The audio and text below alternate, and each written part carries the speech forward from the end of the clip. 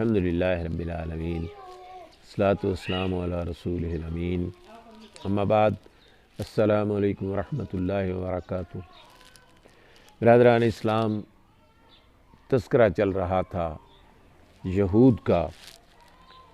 پچھلے سبق میں اس بات کا ذکر کیا گیا کہ وہ جادو ٹونا سیکھتے تھے سلیمان علیہ السلام کے دور میں۔ اللہ تعالیٰ کی طرف سے فرشتے ان کی آزمائش کے لیے اتارے گئے، لیکن اس کے باوجود وہ چیز سیکھتے تھے جس سے وہ مرد اور عورت کے درمیان جدائی ڈالنے کا کام کر سکیں، حالانکہ اللہ رب العالمین کے حکم کے بغیر تو ایک پتہ بھی نہیں ہل سکتا۔ اور اللہ تعالیٰ نے ارشاد فرمایا تھا کہ اگر وہ ایمان اور تقوی کا راستہ اختیار کرتے تو اللہ کے ہاں جو بدلہ ملتا وہ ان سب چیزوں سے بہت ہی زیادہ بہتر ہوتا، کاش انہیں خبر ہوتی اس بات کی۔ اب یہاں ان کی حضور اکرم صلی اللہ علیہ وآلہ وسلم کی مجلسوں اور محفلوں کے اندر بیٹھ کے جو وہ خباستیں کرتے تھے، جو بددینتی کرتے تھے، ان کی طرف اہل ایمان کو توجہ دلائی گئی ہے کہ یہ صرف ایسے نہیں ہے کہ ذہنی طور پر یہ مخالف ہے، بلکہ زبان سے بھی ایسے الفاظ ادا کرتے ہیں کہ جو زبانی ہوتے ہیں۔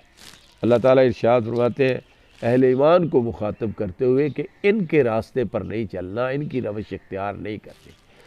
فرمایا یا ایھا الذین آمنوا لا تقولوا رائنا وقولوا انظرنا واسمعوا وللکافرین عذاب علیم۔ اے لوگو جو ایمان لائے ہو، ایمان کے دعوے دار ہو، مسلمان کہلاتے ہو، اللہ رب العالمین نے یہاں سے لے کر اس سے اگلے رکوع میں بھی حضور اکرم صلی اللہ علیہ وسلم کی پیروی اختیار کرنے والوں کو ان شرارتوں، ان خباستوں سے خبردار کیا ہے جو اسلام اور اسلامی جماعت کے خلاف یہودیوں کی طرف سے کی جا رہی تھی، اور ان کے شبہات کے جوابات بھی اللہ تعالیٰ نے ارشاد فرمائے ہیں۔ تو فرمایا کہ لا تقولوا رائنا، یہ رائنا نہ کہو، بلکہ کیا کہو؟ وقولوا انظرنا، انظرنا کہو۔ یہ جو بات ارشاد فرمائی گئی، فرمایا گیا کہ یہ رائنا کہتے ہیں اور اس کے کئی معنی ہیں، زبانی لفظ استعمال کرتے ہیں۔ ایک خاص شبہ تھا یہودی جو مسلمانوں کے دلوں میں ڈالنے کی کوشش کر رہے تھے۔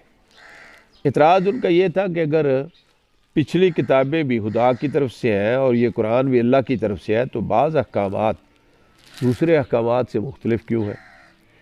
اب اسی سلسلے میں جب یہ حضور اکرم صلی اللہ علیہ وسلم کی مجلسوں میں آتے تو مختلف انداز اختیار کرتے،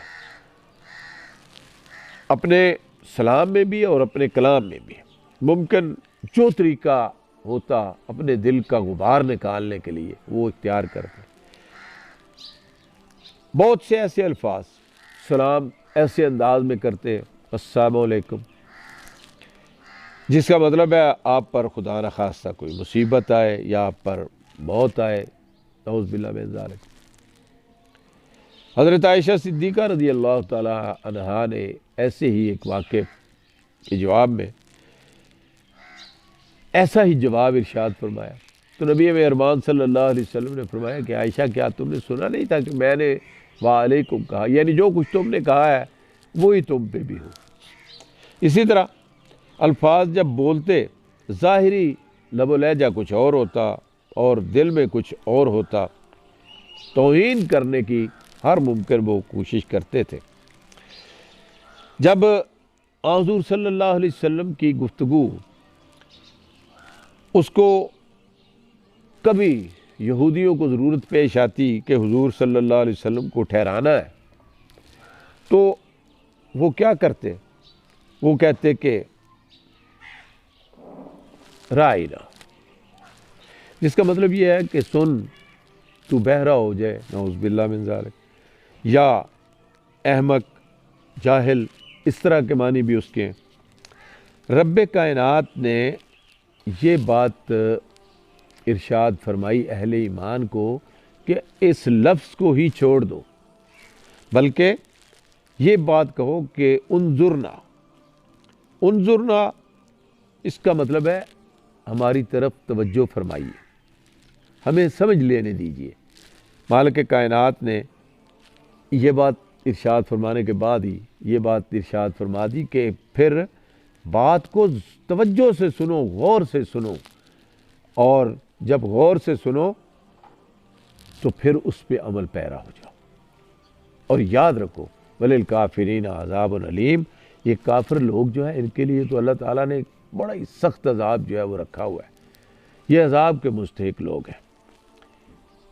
اللہ تعالیٰ کی دعوت کو، جو حق کی دعوت ہے، قبول کرنے سے انکار کر رہے ہیں، چاہے فرمایا کہ وہ اہل کتاب ہوں، وَلَا الْمُشْرِكِينَ أَن يُنَزَّلَ عَلَيْكُم مِّن خَيْرٍ مِّن رَّبِّكُمْ وَاللَّهُ يَخْتَصُّ بِرَحْمَتِهِ مَن يَشَاءُ وَاللَّهُ ذُو الْفَضْلِ الْعَظِيمِ۔